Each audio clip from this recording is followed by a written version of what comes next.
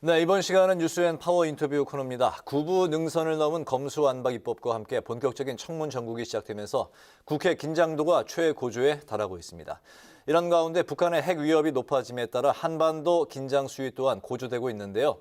오늘은 육군 대장 출신으로 한미연합군사령부 부사령관을 역임한 더불어민주당 김병주 의원과 관련 전국 이야기를 짚어보도록 하겠습니다. 의원님 어서 오십시오. 네, 안녕하세요. 네. 김병주입니다. 네, 바쁘신데 또 출연해 주셔서 감사드립니다. 예. 네.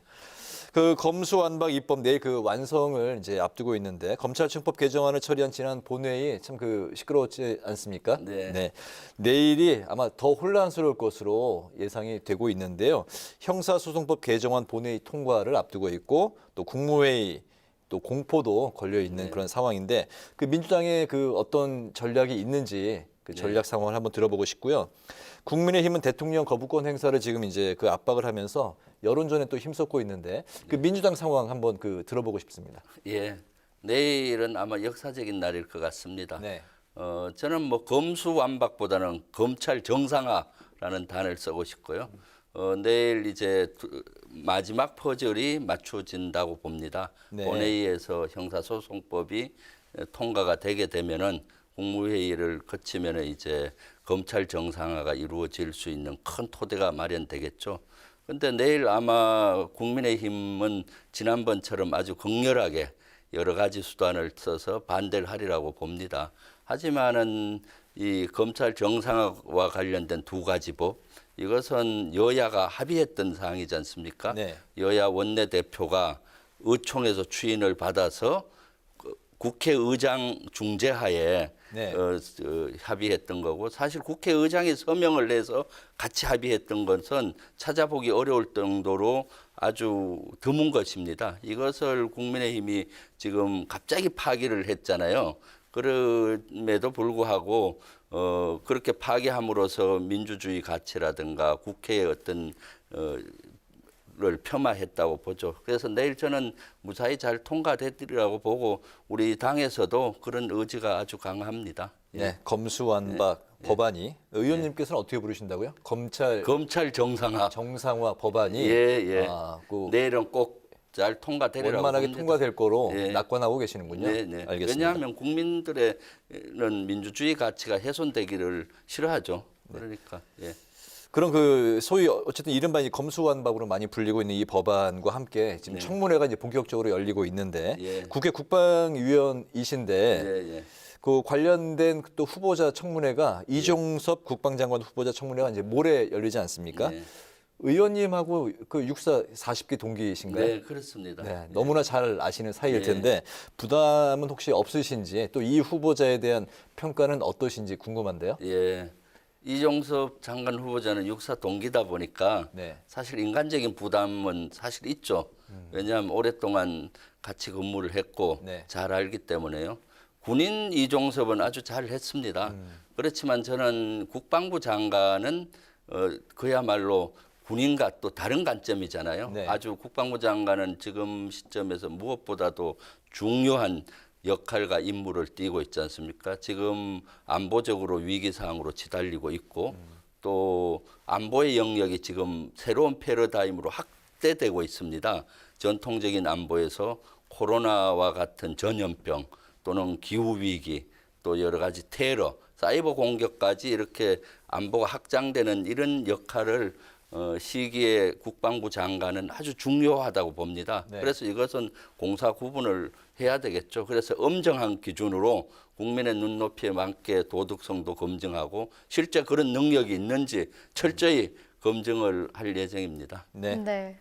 또 아무래도 이번 청문회에서는 용산 대통령 집무실 이전 문제가 뜨거운 쟁점이 될 것으로 보이는데요. 의원님께서 며칠 전에 현장 검증을 하셨잖아요. 어떤 진단을 좀 내리셨나요? 예, 국방위원들이 며칠 전에 실제 현장에 갔었습니다. 아주 어수선하고 혼란이 많이 되고 있습니다. 저는 용산 기지로 청와대 집무실 이전하는 것은 첫 단추가 잘못 끼었다고 늘 얘기했습니다. 그래서 첫 단추가 잘못 끼다 보니까 지금 형국은 두 번째, 세 번째 단추가 잘못 끼어지고 있는 겁니다. 계속 문제가 노정이 되고 있거든요. 안보 공백이 일어나고 있고 업무 공백이 일어나고 있고 예산은 줄줄 새고 있고 그리고 국민들의 불편함은 앞으로 가중될 것이고 또 여러 가지 이런 문제가 계속 노정이 되고 있어서 너무 큰 걱정을 합니다. 그때 가서 저는 제일 먼저 체크했던 것이 안보 공백이 이루어지는 문제였어요. 그런데 역시나 그런 것들이 가시화되고 있더라고요. 왜냐하면은 국방부 지하에 위기관리센터를 만들기로 돼 있지 않습니까? 그런데 그 실무 총괄 공사 하시는 분 브리핑을 하길래 제가 물어봤어요. 5월 10일부터 위기관리센터를 운영할 수 있느냐?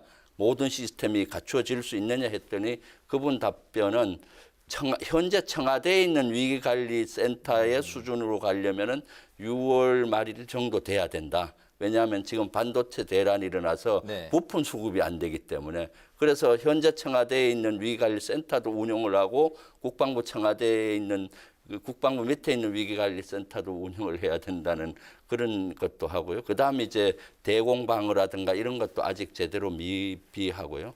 업무 공백은 국방부뿐만 아니라 청와대도 업무 공백이 필연적으로 일어나고 있죠. 왜냐하면 이사를 하는 과정에서 여러 가지 업무 공백이 발생하고 있고요. 그러다 보니까 또 예산이 줄줄이 새고 있습니다. 대부분 이사를 2번씩 하는 부서가 많아요.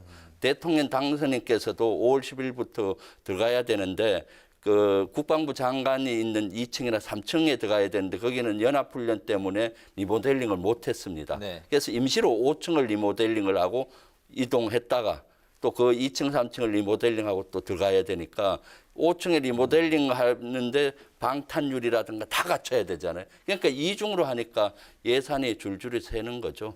간접 문제도 마찬가지고요. 최초는 그 육군 참모총장 공간에 들어간다고 했다가 리모델링 하려고 보니까 노후화되고 비가 샌다는 이유로 외교부 장관 공간으로 가잖아요. 거기에다 플러스해서 육군 참모총장 공간과 해병대 사령관 공간까지 쓰겠다는 거예요. 세 개 공간을 처음에 이렇게 계속 문제가 연결이 되고 있어서 심히 저는 우려를 많이 하고 있습니다. 국방 이제 위원이시고 그런 가운데 이제 그 초대 대통령실 인선이 이제 그 최근에 나왔는데 이제 의원님하고 밀접한 그런 이제 유관 부서기 때문에 한번 또 짚어보겠습니다. 안보, 외교, 국방 관련 인사가 이제 났는데 먼저 그 안보 사령탑이라고 하는 국가안보실장에 김성환 전 외교부 차관, 또 외교 1차장에 또 김태효 전 청와대 대외전략기획관, 또 국방을 맡는 2차장 신인호 전 청와대 위기관리 비서관이 이제 배치가 됐습니다.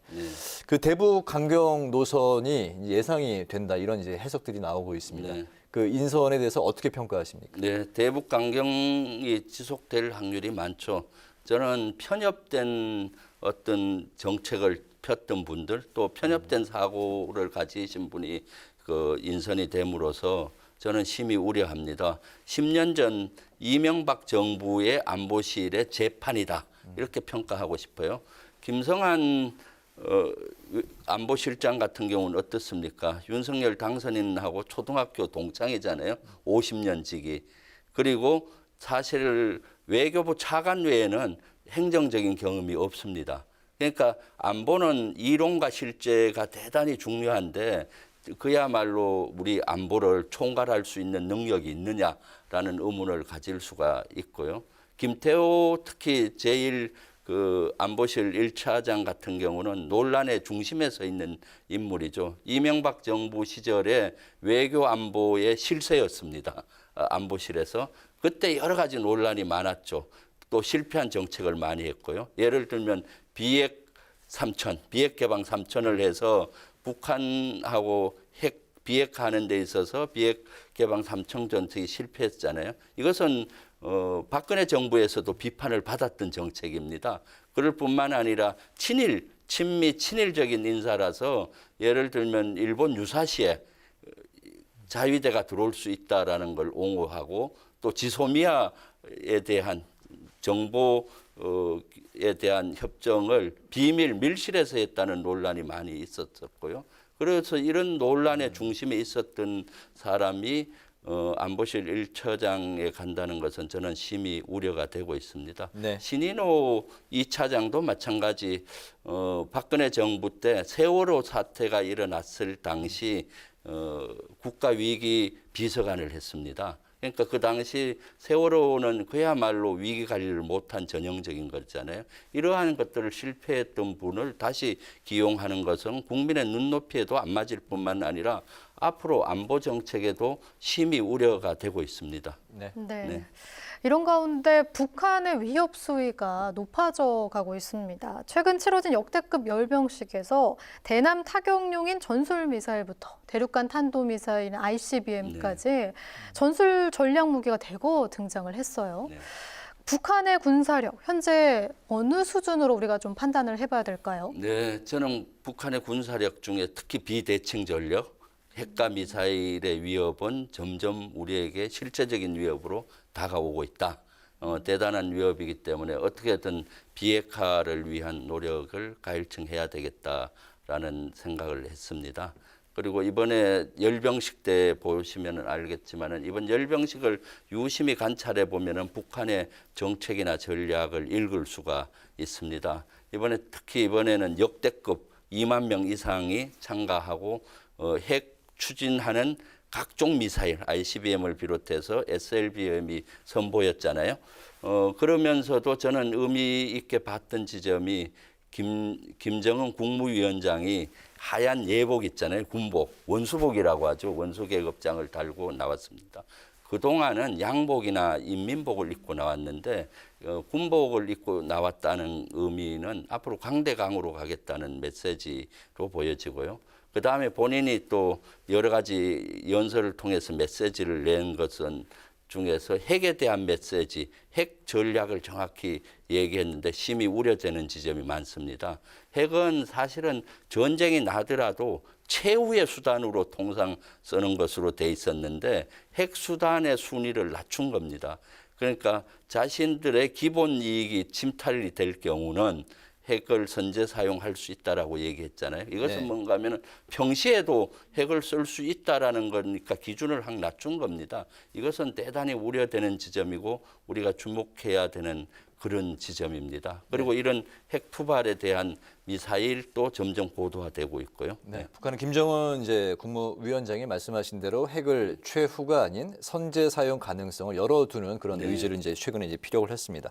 이거의 이런 배경에 대한 해석으로 미국의 경고장을 날린 거다. 그리고 이제 윤석열 당선인이 그 선제 타격론을 언급을 했는데 여기에 대한 맞대응이다. 이런 해석이 나오고 있는데 그 의원님께서는 그 배경을 어떻게 해석하십니까? 첫 번째는 북한이 우리에게 핵 위협을 하는 것이죠. 핵 위협을 하는데 순위를 핵 선제 타격하겠다는 위협장을 보내는 것이고요. 두 번째는 이제 그 말씀하신 대로 미국에 대해서 어떤 협상의 주도권을 잡기 위해서 이렇게 얘기하는 것이고 경고하고 이렇게 하는 것이고요. 세 번째는 아마 윤석열 당선인이 후보자 시절에 선제 타격하겠다 뭐 이렇게 했던 것도 영향이 있고 또 최근에는 4월 1일 날 서욱 국방부 장관이 미사일 전략사령부 창설식에서 북한의 징후가 있고 할 경우는 원점을 선제 타격할 수 있는 태세와 능력을 갖춰야 되겠다. 이런 얘기를 했는데 그것도 일부 저는 영향이 미쳤다고 봅니다. 어쨌거나 우리가 주목해야 되는 지점은 이러한 북한이 핵을 위협하고 있고 또한 핵의 북한의 능력이 고도화되고 있기 때문에 북한의 핵을 비핵화시키는 이런 더 노력을 해야 되겠다라는 그런 생각을 하고 있습니다. 여기에다가 북한의 7차 핵실험이 기정사실화된 것 아니냐 이런 관측이 또 나오고 있고요. 이번 달에 대형 정치 이벤트들이 있잖아요. 윤 당선인 취임, 또 한미 정상회담 등의 이런 이벤트들이 있는데 이에 맞춰서 북한이 무력 도발을 할 가능성 또한 점쳐지고 있거든요. 어떨까요? 우리 군도 대비가 필요할 것 같은데요. 네, 당연합니다. 지금은 안보 위기 사항으로 치달리고 있기 때문에 군은 대비 태세를 확고히 해야 되고 특히 한미 동맹을 기반으로 해서 연합 방위 태세를 확고히 해야 됩니다. 그 말씀하신 대로 5월, 6월 이렇게 되면은 점점 북한이 도발 순위를 높일 것으로 봅니다. 핵에 대한 7차 핵실험도 여러 가지 징후가 나타나고 있잖아요. 그리고 나머지 핵실험 외에도 지상이나 공중 도발이라든가 사이버 공격이라든가 이런 여러 가지가 예상이 되기 때문에 철저히 이런 대비를 해야 되겠죠. 이렇게 안보적으로 중요한 이런 시기에 윤석열 당선인은 청와대를 국방부로 이전한다고 해서 저는 국방부가 아주 지금 여러 가지 혼란을 겪고 있기 때문에 거기에 대해서 더 심히 우려를 하고 있습니다. 네, 오늘 저희가 드렸던 그 질문과 답변 외에 또 추가로 하시고 싶은 말씀 있으시면 시간을 좀 드릴까요? 네, 저는 뭐 지금은 어느 때보다도 안보적으로 위기로 치달리고 있습니다. 2017년도를 보는 것 같아요. 2017년에 북한의 핵미사일 실험으로 한반도가 전쟁의 먹구름이 끼었었죠. 그때 저는 한미연합사 부사령관을 하고 있었습니다. 네. 그때 실제로 그런 걸 느낄 수가 있었어요. 제가 군복을 입고 있는 동안 전쟁이 날 수 있겠다라는 위기감을 느끼고 또 청와대와 국방부 장관님께 이걸 억제하기 위해서 여러 가지를 해야 된다 또 건의도 하면서 한편으로는 한미연합태세를 높이기 위해서 노력했는데 지금이 그렇게 가는 것 같아요. 북한은 늘 정권 초기에 주도권을 잡기 위해서 도발을 핵책을 하고 그런 것들이 에스컬레이트가 돼서 전쟁의 위협으로 가는 거고요. 또 윤석열 당선인 측에서는 점점 북한에 대해서 강공으로 가고 있잖아요. 그래서 저는 문재인 정부에서 했던 것처럼 북한을 비핵화시키면서 평화체제로 가는 이러한 전략들을 잘 구상을 해서 우리가 전쟁을 억제한 가운데서 평화체제를 만들어 가야 되지 않나 하는 생각이 듭니다. 그렇기 때문에 지금 가장 큰 문제 중에 하나가 사실 이럴 때는 청와대로 들어가서 안정적으로 해야 되는데 청와대가 위기관리센터도 있고 또 국방부하고 합참은 전쟁 지도본부나 마찬가지입니다. 이런 걸 막 뒤흔들어 놔서 지금 어수선한데 이럴수록 우리가 정신을 바짝 차리고 대응태세를 잘 해야 될 걸로 보입니다. 알겠습니다. 오늘 뉴스앤파워 인터뷰는 이제 마치도록 하겠습니다. 오늘은 윤석열 정부 초대 내각 인사청문회 그리고 북한의 핵 위협에 대한 대응을 중심으로 지금까지 더불어민주당의 김병주 의원과 관련 이야기를 나눠봤습니다. 의원님 오늘 말씀 고맙습니다. 잘 들었습니다. 네, 고맙습니다. 감사합니다.